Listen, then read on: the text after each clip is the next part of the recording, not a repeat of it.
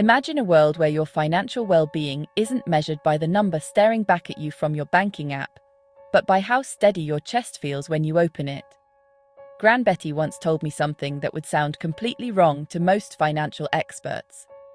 She said the day she stopped budgeting was the day she finally felt rich. At the time, I thought she was mistaken. Now, I know she was right. If money feels stressful for you right now, like you're running faster and faster but never actually getting anywhere, you're not alone. And if you're the kind of person who's responsible, thoughtful, genuinely trying to do the right thing with money, yet still feels uneasy around it, this isn't because you're bad with finances. It's because you were never taught how to measure enough. Nothing you've done with money up to this point disqualifies you from peace. I've lived that tension myself. I remember sitting at my kitchen table late one evening. The house was quiet, spreadsheet open, calculator beside me.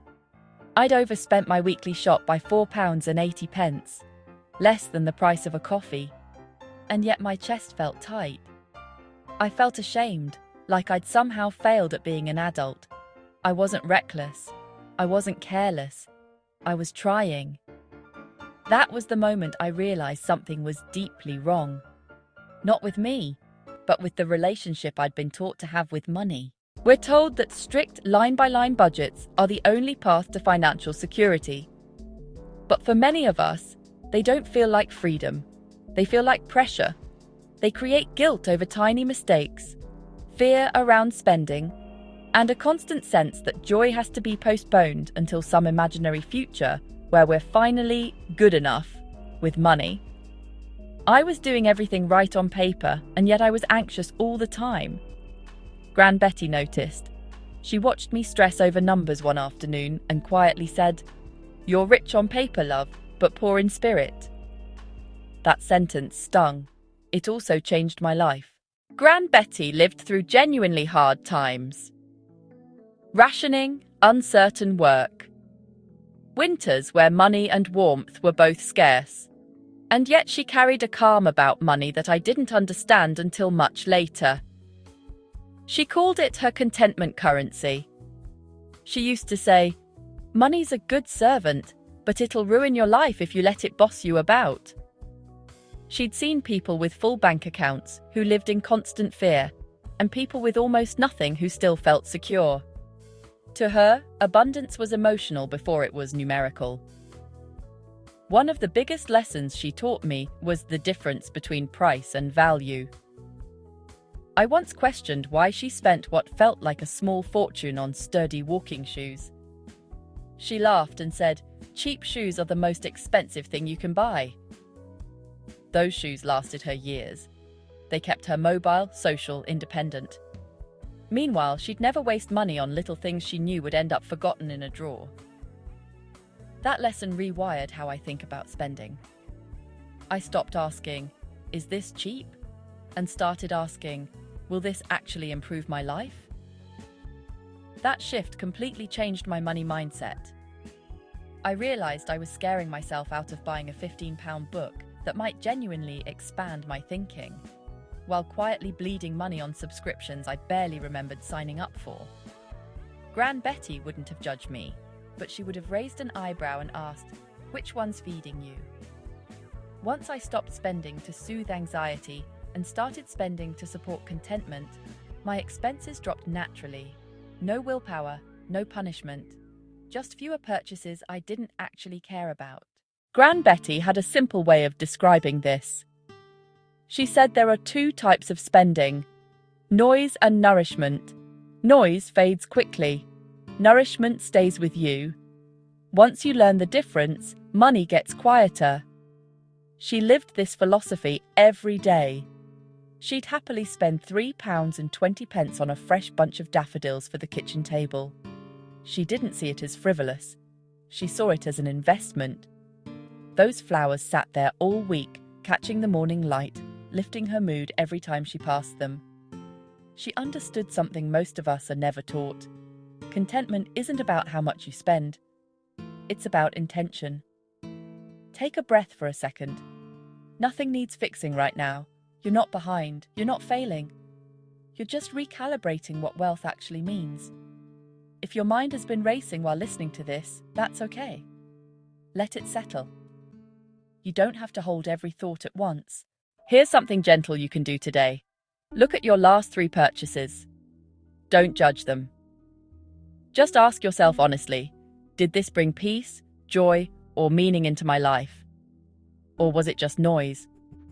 Gran Betty had a 2-question rule. Before any non-essential purchase, she'd ask, will this still be serving me in a week? And does this respect the hours of my life it took to earn the money? If the answer was no, the money stayed in her purse. No guilt, no shame, just clarity. Every Sunday, she also did what she called a quiet money check. No calculators, no spreadsheets. She'd ask herself 3 things. What gave me peace this week? What drained it? And what do I want more of next week? I've adopted that habit, and it's been more powerful than any rigid budget I've ever tried.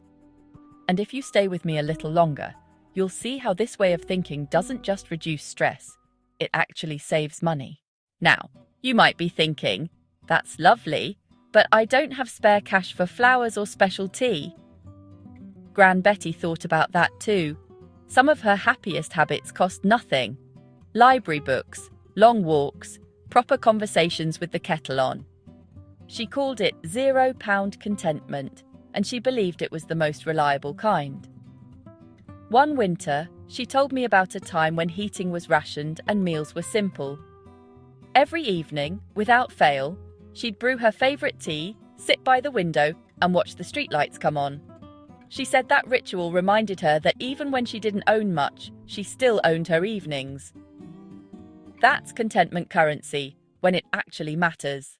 Another part of her wisdom was what I now call selective ignorance.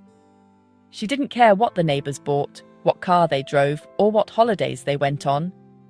She only cared if her own garden was blooming, literally and financially. The moment I stopped comparing my progress to other people's highlight reels, my anxiety dropped almost overnight. Comparison is one of the most expensive habits we have, and it costs us peace.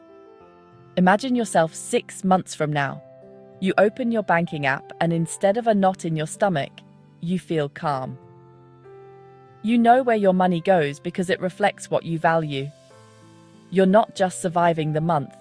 You're curating a life that actually feels like yours. One day, you'll look back and realize the moment you stopped chasing more was the moment your life started feeling full. At the beginning, I asked you to imagine a world where your wealth is measured by how you feel. Gran Betty lived in that world. And the beautiful thing is, you don't need more money to join her there. You just need to spend and save with intention.